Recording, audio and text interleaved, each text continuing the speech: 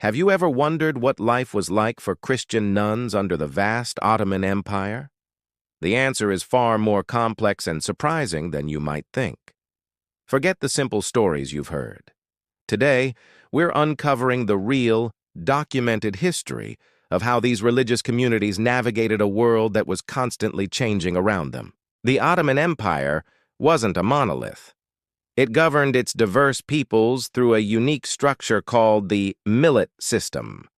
Essentially, recognized religious communities like the Greek Orthodox and Armenian Apostolic churches were granted a degree of self-governance. This meant that an abbess in a remote convent in Anatolia or a nun in bustling Constantinople had legal protections, but also specific obligations.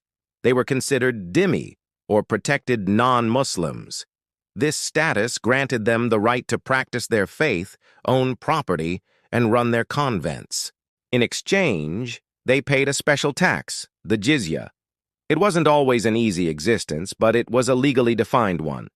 An Ottoman judge, or qadi, would often be the one to hear disputes, not just between Muslims and Christians, but sometimes between different Christian factions themselves. Now let's look at the evidence. We aren't just speculating. We have Ottoman court records, imperial decrees, and even the journals of European travelers who visited these convents. One such traveler wrote in his journal in the 17th century, describing a Greek convent near Trabzon. They live a pious and orderly life, tending to their gardens and their scriptorium, protected by the Sultan's decree, though they complain of the local governor's heavy hand in taxation. This tells us their protection was real, but so were their day-to-day struggles. Official court scribes meticulously recorded property disputes. For example, records from the 18th century show an Armenian convent in Aleppo successfully petitioning the imperial court in Istanbul to protect its lands from a local official's encroachment. The system, while complex, had avenues for justice. A respected abbess could, and often did, use her knowledge of Ottoman law to defend her community's rights. But of course, the situation wasn't static. It varied dramatically across centuries and regions. A convent in the Balkans might face different pressures than one in Syria. Tensions could flare, especially during times of war or political instability. During the 19th century Tanzimat reforms, the entire legal landscape shifted, bringing both new opportunities and new challenges for these religious women. They had to adapt, constantly balancing their spiritual duties with the practical realities of their world. We've only scratched the surface of the legal and political framework. The real story lies in the daily lives, the personal faith, and the surprising interactions these nuns had with their Muslim neighbors. And that's exactly what we'll explore in Part 2. If you found this fascinating, make sure you subscribe and hit that notification bell so you don't miss our next episode. We'll dive into the day-to-day spiritual life, the economy of the convents, and the moments of cooperation and conflict that defined their existence. Let me know your questions in the comments below. Thanks for watching. Have you ever wondered about the dark truth behind an Ottoman princess's wedding night? Popular shows often paint a picture of romance and passion, but the reality was far more a matter of statecraft, shrouded in strict, solemn protocol. Forget what you've seen on TV. This wasn't about love. It was about power. Royal marriages in the Ottoman Empire were diplomatic chess moves. A princess's hand in marriage could seal a critical alliance, tame a rebellious governor, or secure loyalty from a powerful pasha. Her wedding night was less a private, intimate moment and more the final, crucial step in a political contract. The palace protocols surrounding it were incredibly rigid, designed to uphold the honor of the imperial family and the stability of the empire itself. Weeks before the wedding, the princess's dowry, a lavish display of wealth and power, was meticulously inventoried. Everything from jewels and silks to furniture and carpets was listed and packed. On the wedding day, her chambers weren't just decorated, they were ritually prepared. Rooms were perfumed with incense and rosewater, and every textile, from the bed linens to the curtains, was inspected for quality and purity. This wasn't for romance, It was a demonstration of imperial prestige. Contrary to popular myths, there was no public spectacle. The night was supervised, but not in the way you might think. The Valide Sultan, the powerful mother of the reigning sultan, and the chief eunuchs would oversee the proceedings, but their role was to ensure propriety and protocol were followed, not to intrude on the couple's privacy. Their presence was a safeguard. They confirmed the groom's lineage documents were in order and that all ceremonial gift exchanges and prayers were completed correctly. This ensured the marriage was legally and dynastically sound. The entire event was designed to protect the princess's status and the integrity of the imperial bloodline. The groom, often a high-ranking official, but still technically a servant of the sultan, had to show the utmost respect. The ceremony was a reminder that he was marrying into the imperial house, not the other way around.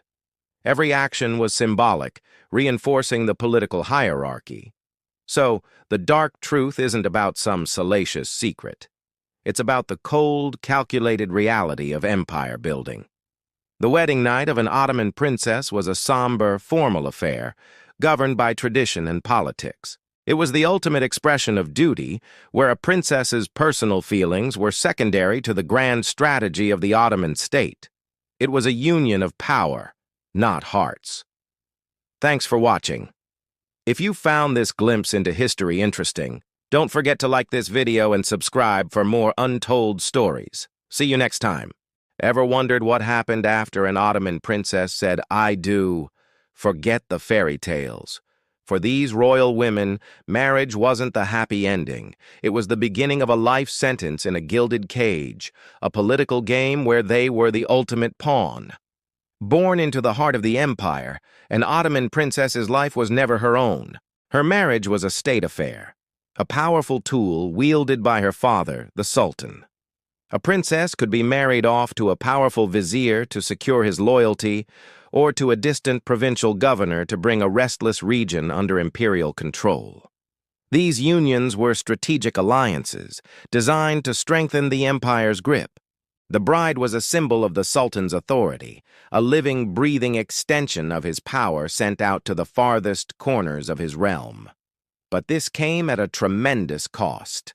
The moment the marriage was announced, the groom's entire household would be put under the microscope. Imperial auditors would descend, scrutinizing every coin and every ledger. The princess's lavish dowry, often a fortune in itself, wasn't just a wedding gift. It was a tool to shift the power dynamic, making her the dominant figure in her new home. Once married, she was uprooted from the glittering courts of Istanbul and dispatched to a remote, unfamiliar province. Imagine leaving everything and everyone you've ever known. Her new life was governed by rigid protocol. She was constantly watched. The chief eunuch, a trusted agent of the sultan, often accompanied the princess, not just for her protection, but to serve as the sultan's eyes and ears, reporting back on her husband's every move. Isolation was a weapon, and she was deliberately kept apart from her family. The pressure was immense. She was expected to produce an heir, securing the new alliance through blood. The long, arduous journeys to these distant posts were perilous, posing serious risks to her health. She was a stranger in a strange land, surrounded by potential rivals who saw her as a threat or an opportunity. Her marriage could easily become a flashpoint for local power struggles, with factions trying to use her influence for their own gain. So, while the palaces gleamed with gold and silk, the lives of Ottoman princesses were often a stark reality of duty over desire, diplomacy over personal happiness. They were the silent architects of an empire, their personal sacrifices the hidden foundation of its grandeur. It's a powerful reminder of the human cost behind the splendor of history. What do you think? Let me know in the comments below. Thanks for watching, and don't forget to like and subscribe for more hidden histories.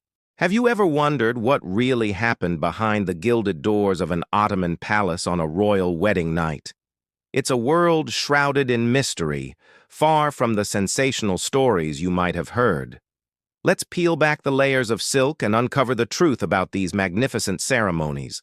The wedding of an Ottoman princess or sultana wasn't just a union of two people. It was a powerful political alliance, a spectacle of dynastic strength. The celebrations began long before the wedding night itself, with elaborate rituals steeped in tradition. Imagine the henna night, where the princess's hands and feet were decorated with intricate designs, surrounded by her closest female relatives, a symbol of blessing and protection. Following this was the ceremonial bath in the hammam, a purifying ritual filled with music and laughter. One of the most public events was the dowry procession, an incredible display of wealth, chests filled with jewels, luxurious textiles, and gold-embroidered furniture paraded through the streets of Istanbul, showcasing the empire's might and the bride's status. Finally, the bridal procession would ceremoniously escort the princess from her home in Topkapi Palace to the groom's residence. Once inside the groom's palace, a strict etiquette governed every interaction. Senior matrons, experienced women of the court, and the chief eunuch were ever present, ensuring every protocol was followed to the letter. These were not just guards, they were guardians of tradition. The couple would exchange exquisite gifts, and a court imam would preside over the official vows, bestowing blessings upon the union. Privacy as we know it was a different concept. The couple's first moments were guided by centuries of custom. The bridal chamber itself was a work of art. Imagine a room draped in heavy silks, the air thick with the scent of amber and rose incense, and walls adorned with intricate calligraphy quoting verses of love and prosperity. Every detail was symbolic. The red of the bridal veil signified luck and happiness, while the specific perfumes and jewels worn by the princess carried their own hidden meanings, speaking a silent language of love and commitment. So, let's separate myth from reality. Contrary to dramatic tales, these nights were defined by formality, tradition, and political significance. The focus was on upholding honor, respecting deeply ingrained customs, and solidifying the future of the dynasty. The union was a public affair of the state before it was a private moment for the couple. These traditions offer a fascinating glimpse into the rich cultural tapestry of the Ottoman Empire, where personal lives were beautifully and intricately woven into the grand story of a powerful dynasty. The legacy of these customs reminds us of a world where every ritual had profound meaning. Thanks so much for joining me on this journey back in time. If you enjoyed uncovering these secrets, don't forget to like, subscribe, and hit that notification bell for more dives into history's most captivating stories. See you next time. Ever wonder what a royal wedding was like in the Ottoman Empire? Forget everything you think you know. The wedding night of an Ottoman princess wasn't a steamy romance novel. It was a highly orchestrated event, a blend of sacred tradition and shrewd politics. Let's pull back the curtain on these fascinating rituals. Long before the wedding night, preparations were in full swing. A henna night, vibrant and full of music, would be held for the princess and her ladies, marking her transition from girl to woman. Meanwhile, her magnificent trousseau, a collection of textiles, jewels, and personal items, was meticulously catalogued. This wasn't just about showing off wealth, it was a formal inventory, a matter of state record, often displayed for the court to admire. The wedding day itself was a grand affair, but the core of it was the nikah, the Islamic marriage contract. With the Sultan's blessing, the contract was signed, often with the princess not even present. Gifts would be exchanged, not just between the couple, but between their powerful families. Then came the procession, a spectacle of imperial might, as the princess was escorted from her father's palace to her new husband's home. The final walk to the bridal chamber was steeped in protocol, with high-ranking court ladies and eunuchs ensuring every step was perfect. So where does romance fit in? Well, it was a secondary concern. These marriages were alliances. The wedding night was witnessed, not literally, but its consummation was a matter of state importance, confirmed by trusted servants. Privacy was a carefully guarded concept. balanced against the need for the dynasty to be assured of the union's legitimacy. Every detail, from the etiquette of the encounter to the placement of guards, was designed to protect both the princess's honor and the empire's stability.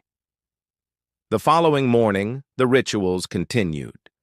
The groom would present his bride with a mourning gift, a token of his appreciation and a testament to her new status. With the marriage confirmed, the princess would often relocate permanently, her life transformed. Public celebrations might continue for days, but for the princess, a new chapter as a political player and a powerful wife had just begun. So, the wedding night of an Ottoman princess was less about passion and more about power, protocol, and politics. A truly fascinating glimpse into a world where personal lives were intertwined with the fate of an empire. If you enjoyed this journey into the past, don't forget to like, subscribe, and hit that notification bell for more historical deep dives. Thanks for watching.